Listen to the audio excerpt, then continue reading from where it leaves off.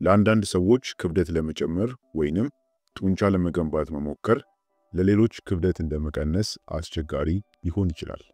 ክብደት ለመጨመር በቀን ውስጥ ከምናቃጥለው ካሎሪዎች የበለጠ መውሰድ ወይም ደግሞ ማግኘት አለብን።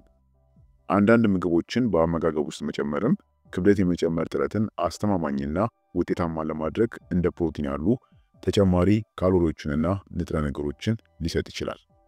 በመሆኑም በዚህ ቪዲዮ ላይ ክብደትን በፍጥነት ለመጨመር ወይም ደግሞ ክብደትን በቀላሉ ለመጨመር ወይንም ለመወፈር የሚረዱ ጤናማ የሆኑ ምግቦችን በዚህ ቪዲዮ ላይ እንመለከታለን።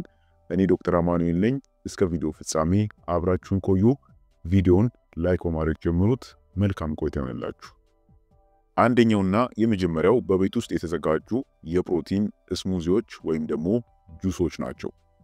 በቤት ውስጥ የተዘጋጁ የፕሮቲን ስሙዚዎች ወይም ደግሞ ጁስን መጠጣት ክብደትን ለመጨመር ፈጣንና ገንቢ የሆነ መንገድ ነው።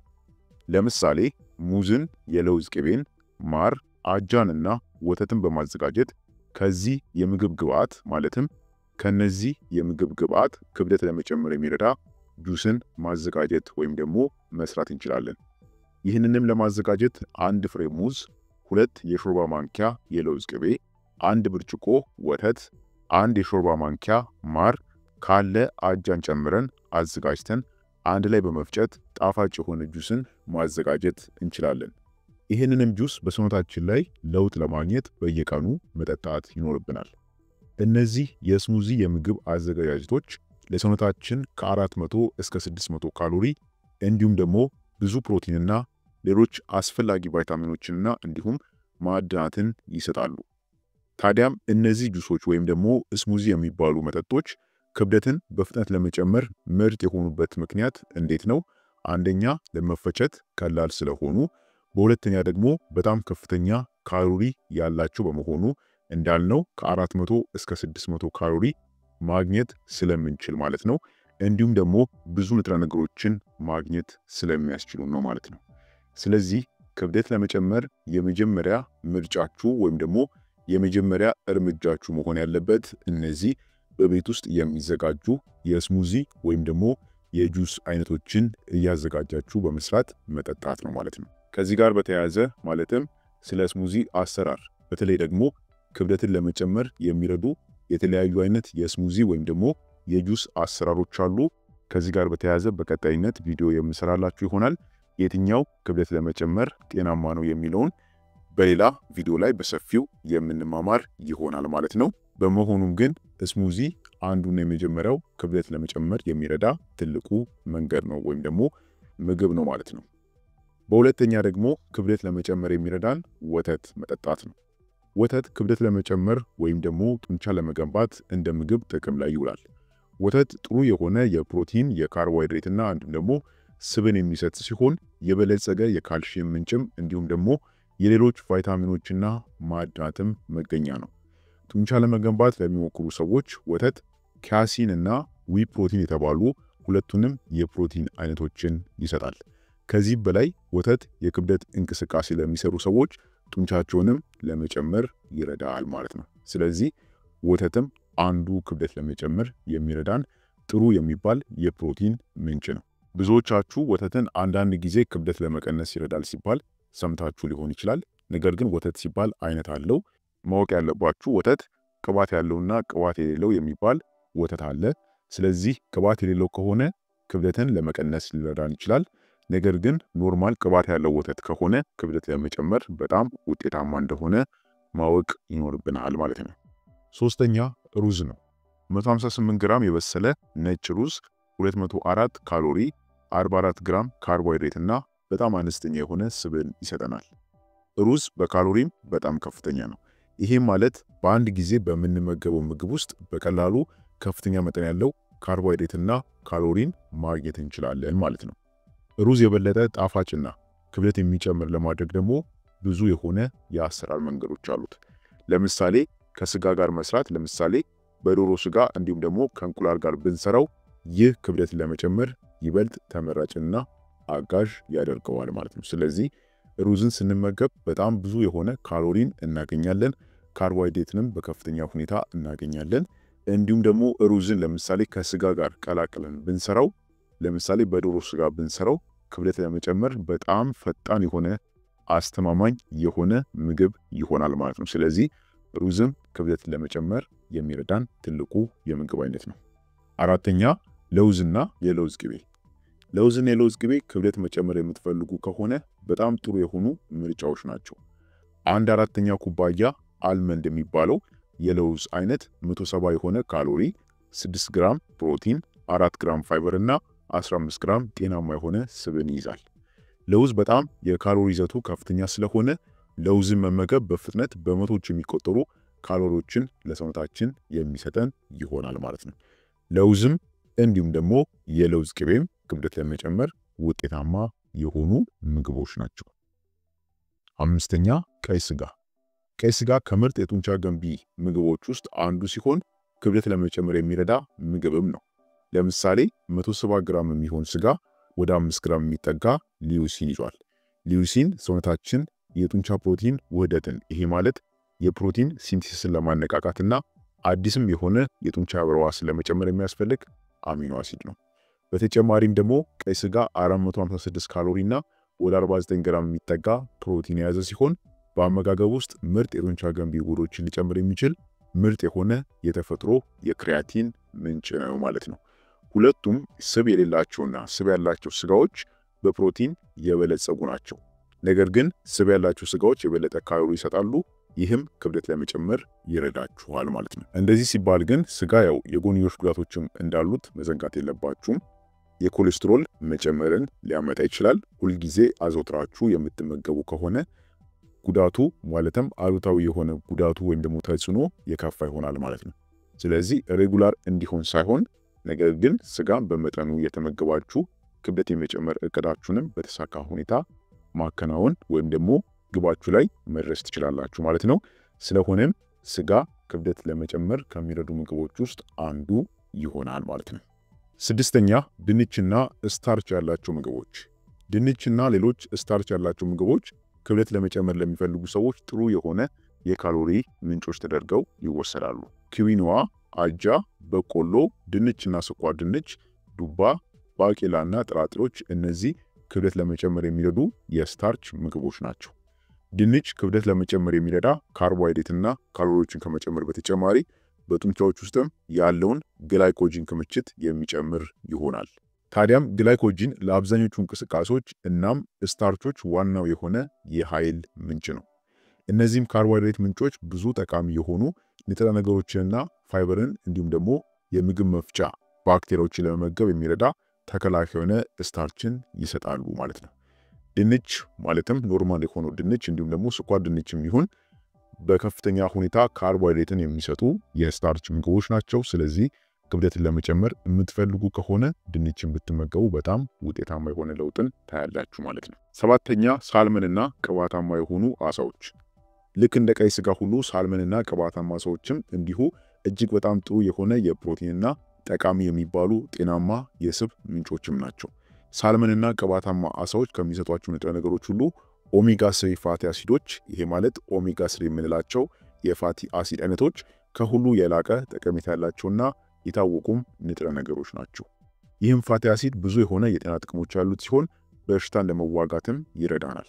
170 ግራም የሚሆን ሳልመን ወደ 250 ካሎሪና 12 ግራም ጤናማ ስብ ከ37 ግራም ከፍተኛ ጥራት ያለው ፕሮቲን ጋር በመሆን ጡንቻ ለመገንባትና ወይም ደግሞ ክብደት ለመጨመር በብቃት ይረዳናል ማለት ነው።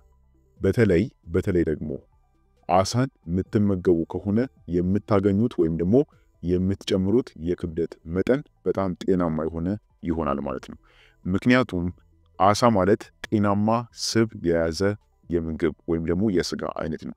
ስለዚህ ጤናማ የሆነ ውፍረት የምትፈልጉ ከሆነ ወይም ደግሞ ጡንቻ ለመገንባት እቅዳችሁ ጡንቻ ለመገንባትም ከሆነ አሳን ብትመገቡ የምታገኙት ክብደት ጤናማ የሆነ ይሆናል ማለት ነው። ስለሆነም አሳ በተለይ ደግሞ ቅባታማና ስብ የሆኑ አሳዎች ክብደት ለመጨመር በጣም አስፈላጊ የሚባሉ ምግቦች ናቸው። ስምንተኛ የደረቁ ፍሬዎች ናቸው። የደረቁ ፍሬ በካሎሪ ከፍተኛ ከመሆኑም በላይ አንቲኦክሲደንትና ማይክሮ ንጥረ ነገሮችን ይሰጣል። የደረቁ ፍሬዎች የሚባሉት እንደ ቴምር እንዲሁም ደግሞ ዘቢብ አይነት ያሉ የፍራፍሬ አይነቶች ናቸው። ብዙ አይነት የደረቁ ፍሬዎች አሉ። እናም ሁሉም በከፍተኛ መጠን የተፈጥሮ ስኳር ያላቸው ሲሆን ይህም በፍጥነት ክብደት ለመጨመር ይረዳሉ ማለት ነው። ብዙ ሰዎችም ፍሬ ሲደርቅ አብዛኛው ንጥረ ነገሩን ያጣል ብለው ቢያስቡም የደረቀ ፍሬ ግን በፋይበር የበለጸገ ነው። እናም በደረቀ ፍሬ ውስጥ ያሉት ቫይታሚኖችና ማዕድናት ሳይበላሹ ስቲል ይቆያሉ ማለት ነው። ስለዚህ እነዚህም ክብደት ለመጨመር ጤናማ የሚባሉ የምግብ አይነቶች ናቸው፣ የደረቁ ፍራፍሬዎች ማለት ነው። 9ኛ ዳቦ ነው። በተለይ ደግሞ ከሙሉ እህል የሚሰራ ዳቦ። ይሄ ማለት ካልተፈተጉ እህሎች የሚሰራ ዳቦ ለማለት ነው። ከሙሉ እህል የሚሰራው ዳቦ ክብደት ለመጨመር የሚረዳ ጥሩ የሆነ የካርቦሃይድሬት ምንጭ ነው። ዳቦን ከፕሮቲን ምንጮች ጋር በማጣመር በጣም ቀላል ከፍተኛ ካሎሪ ያላቸውና ሚዛናዊ ምግቦችን ማዘጋጀት ይቻላል። ለምሳሌ ከእንቁላልና ከተለያዩ ነገሮች ጋር እያዳቀላችሁ ወይም ደግሞ እያዋሃዳችሁ ብትሰሩት በጣም ጤናማ የሆነ ክብደትን የምታገኙ ወይም ደግሞ የምትጨምሩ ይሆናል ማለት ነው። ዳቦ ሲባል ሁለት አይነት ሊሆን ይችላል። ይሄ ማለት ከሙሉ እህል የተሰራ፣ ይሄ ማለት ካልተፈተገ እህሎች የሚሰራ የዳቦ አይነት አለ። እንዲሁም ደግሞ ከተጣራ ወይም ደግሞ ከተፈተጉ እህሎች የሚሰራ የዳቦ አይነት አለ ማለት ነው። ለምሳሌ በብዛት በየተለያዩ ሱቆች በዳቦ ቤቶች የምናገኘው የዳቦ አይነት የተጣራ፣ ይሄ ማለት ከተፈተገ እህል የሚሰራ ዳቦ ነው። ይሄ ማለት የፍኖ ዳቦ ብለን የምንጠራው ነጩ ዳቦ ማለት ነው። እሱ ዳቦ ጤናማ የሆነ ክብደትን የሚሰጠን አይሆንም። ለምን? ኖርማሊ ውስጡ ያለው ፋይበር የተወገደ ስለሆነ ወይም ደግሞ አስፈላጊ የሚባሉ የፋይበር ይዘቶቹ ያጣ ወይም ደግሞ የጠፋ ስለሆነ እሱ ጤናማ የሆነ ክብደትን የሚሰጠን አይሆንም። ነገር ግን ከሙሉ እህል የተሰሩ የዳቦ አይነቶች፣ ይሄ ማለት ናቹራል የሆነ ለምሳሌ የገብስ ዳቦ ሊሆን ይችላል፣ የስንዴ ዳቦ ሊሆን ይችላል። እነዚህ የዳቦ አይነቶች ጤናማ ክብደትን ለመጨመር ይረዳሉ ማለት ነው። አዲሽናሊ ደግሞ ዳቦን ስትጋግሩ እናንተም በምትፈልጉት መንገድ የተለያዩ ነገሮችን ግብአቶችን እየጨመራችሁ ለምሳሌ እንደ እንቁላል ያሉ ምግቦችን አብራችሁ እየጨመራችሁ ብትሰሩት ደግሞ የበለጠ ክብደት የመጨመር እቅዳችሁን የተሳካ ያደርግላችኋል ማለት ነው። ስለሆነም ከሙሉ እህል ይሄ ማለት ካልተጣሩና ካልተፈተጉ እህሎች የሚሰራ የዳቦ አይነት ክብደት ለመጨመር በከፍተኛ ሁኔታ ያገለግላል ማለት ነው። 10ኛ አቮካዶ። አቮካዶ በጤናማ ስብ የበለጸገ ነው። በተጨማሪም ደግሞ አቮካዶ በካሎሪም በጣም ከፍተኛ ሲሆን ክብደት ለመጨመር የሚረዳ ጥሩ የሆነ ምግብም ያደርገዋል። አንድ ትልቅ አቮካዶ ወደ 322 ካሎሪ፣ 29 ግራም ስብ እናም ደግሞ 14 ግራም ፋይበር ይሰጣል። በተጨማሪም አቮካዶ በቫይታሚኖች በማዕድናትና በተለያዩም ጠቃሚ የሆኑ የእጽዋት ውህዶችም የተሞላ ነው ማለት ነው። ስለዚህ አቮካዶም አንሳቹሬትድ የሆነ ፋት ያለው ነው። ይሄ ማለት ጤናማ የምንለው ስብ በውስጡ ያለ ነው። ስለዚህ ክብደት ለመጨመርም በከፍተኛ ሁኔታ ጠቃሚ ያደርገዋል ማለት ነው። የሚሰጠንም ክብደት ጤናማ የሆነ ክብደትን ይሆናል ማለት ነው። 11ኛ ጥቁር ቸኮሌት። ከፍተኛ ጥራት ያለው ጥቁር ቸኮሌት በአንቲኦክሲደንት የተሞላ ሲሆን በርካታም የጤና ጥቅሞች አሉት። ቢያንስ 70% ካካዋ፣ ይሄ ማለት ቸኮሌት የሚሰራበት ፍሬ ማለት ነው። ታዲያም 70% ካካዋ ያለው ጥቁር ቸኮሌት የጭንቀት ሆርሞኖችን እናም የደም ስኳርን ለመቆጣጠር ይረዳል ተብሎ ይታሰባል። ቸኮሌት የልብ በሽታን፣ የተወሰኑ የካንሰር አይነቶችን፣ ኢንፍላሜሽንን፣ ጭንቀትንና አይነት 2ም የስኳር በሽታን የመቀነስ እድል ይኖረዋል ማለት ነው። ስለዚህ ጥቁር ቸኮሌትም በጣም ጤናማ የሚባል ምግብ ነው። በተለይ ደግሞ 70% ከካካዋ ፍሬ የተሰራ ከሆነ ይሄ ማለት ጤናማ የምንለው ከሆነ እጅግ በጣም ለሰውነታችን ክብደት ከመጨመርም ባለፈ በርካታ የሆኑ የበሽታ ተጋላጭነቶችንም ይቀንስልናል ማለት ነው። 12ኛ እንቁላል። 100 ግራም እንቁላል ውስጥ 154 ካሎሪ፣ 10.8 ግራም ስብና 12.4 ግራም ፕሮቲን አለ። ይህም እንቁላል ለክብደት መጨመር የሚመከር ምግብ እንዲሆን ያደርገዋል ማለት ነው። እንቁላል ለክብደት መጨመር የሚሰጠውን ጥቅም ለማግኘትም ሙሉን መመገብ ይኖርብናል። ከሁሉም በላይ በአንድ እንቁላል ውስጥ ያለው የካሎሪ የስብ እናም የፕሮቲን ይዘቱ በአብዛኛው የሚገኘው በእንቁላሉ አስኳል ውስጥ ነው። ስለዚህ ከእንቁላልም መርጠን መሆን የለበትም። በተለይ ደግሞ ለምሳሌ አንዳንድ ሰዎች እንቁላል ሲመገቡ በተለይ ደግሞ ስፖርት የሚሰሩ ሰዎች አስኳሉ በጣም ከፍተኛ የሆነ የካሎሪ የስብ ይዘት ስላለው ይህንን አስኳል እያስወገዱ ነው የሚመገቡት። ነገር ግን እናንተ ክብደት መጨመር የምትፈልጉ ከሆነ ወይም ደግሞ መወፈር የምትፈልጉ ከሆነ እንቁላልን ስትመገቡ መምረጥ የለባችሁም፣ ሙሉን መመገብ ይኖርባችኋል ማለት ነው። ስለዚህ እንቁላልም ክብደት ለመጨመር ከሚረዱ ምግቦች ውስጥ የሚካተት ትልቁ የምግብ አይነት ነው ማለት ነው። እናም እንግዲህ በአጠቃላይ እነዚህ ያየናቸው 12 ዋነኛ ምግቦች ክብደትን ለመጨመር እጅግ በጣም ውጤታማ የሆኑ በጥናትም የተረጋገጡ የምግብ አይነቶች ናቸው ማለት ነው። ስለዚህ ፈጣን የሆነ የክብደት ለውጥን ማግኘት ከፈለጋችሁ እነዚህን ምግቦች በተከታታይ መመገብ ይኖርባችኋል። አንዱን ወይም ደግሞ እያደባለቃችሁ እነዚህን አሁን የነገርኳችሁን ምግቦች በተከታታይነት ብትመገቡ በሰውነታችሁ ላይ ከፍተኛ የሆነ ጉልህ ተጽዕኖን ወይም ደግሞ ጉልህ የሆነ ለውጥን የምታገኙ ይሆናል ማለት ነው። ስለሆነም ክብደትን በተሳካ ሁኔታ ለመጨመር ከፈለጋችሁ በቀን ውስጥ የምታቃጥሉትን የበለጠ ካሎሪ ያለማቋረጥ መመገብ ይኖርባችኋል ማለት ነው። ይሄ ነው ትልቁ ታርጌት። ክብደት መጨመር የምትፈልጉ ከሆነ የምታቃጥሉትን የካሎሪ እጥፍ ነው መመገብ የሚኖርባችሁ ማለት ነው። ልታደርጓቸው የምትችሏቸው የአኗኗር ዘይቤ ለውጦች ውጤታማና ደህንነታቸው የተጠበቀ መሆኑን ለማረጋገጥ ክብደት ለመጨመር ከመሞከራችሁ በፊት ከሐኪም ወይም ደግሞ ከአመጋገብ ባለሙያ ጋር ይሄ ማለት ከኒውትሪሽኒስት ጋር መመካከር ይኖርባችኋል ማለት ነው። ክብደት መጨመር ወይም ደግሞ ውፍረት ሲባል ብቻ ዝም ብሎ ጤናማ ያልሆነ ውፍረትን ወይም ደግሞ ጤናማ ያልሆነ ክብደትንም እንዳለ ልታውቁ ስለሚገባ ያገኛችሁትን ሁሉ መመገብ የለባችሁ። ክብደት መጨመር ካለባችሁ አስፈላጊ የሆነ ጤናማ የሚባል ክብደትን ነው መጨመር ያለባችሁ። አለበለዚያ ግን ጤናማ ያልሆነ ክብደት ከሆነ የምትሸከሙት ለበሽታ ያላችሁ ተጋላጭነት በጣም ይከፋ ይሆናል። በሽታ ሲባል ደግሞ ቀላል የሚባሉ በሽታዎች አይደሉም፣ በጣም ክሮኒክ የሚባሉ በሽታዎች ናቸው ሊይዟችሁ ወይም ደግሞ ተጋላጭ ልትሆኑ የምትችሉት ማለት ነው። ስለዚህ የምትጨምሩት ክብደት ጤናማ ነው ወይስ ደግሞ አይደለም የሚለውን ማወቅ ይኖርባችኋል። ይህን ደግሞ ከሐኪም ጋር ወይም ደግሞ ከስነ ምግብ ባለሙያ ጋር መመካከር ያስፈልጋል ማለት ነው።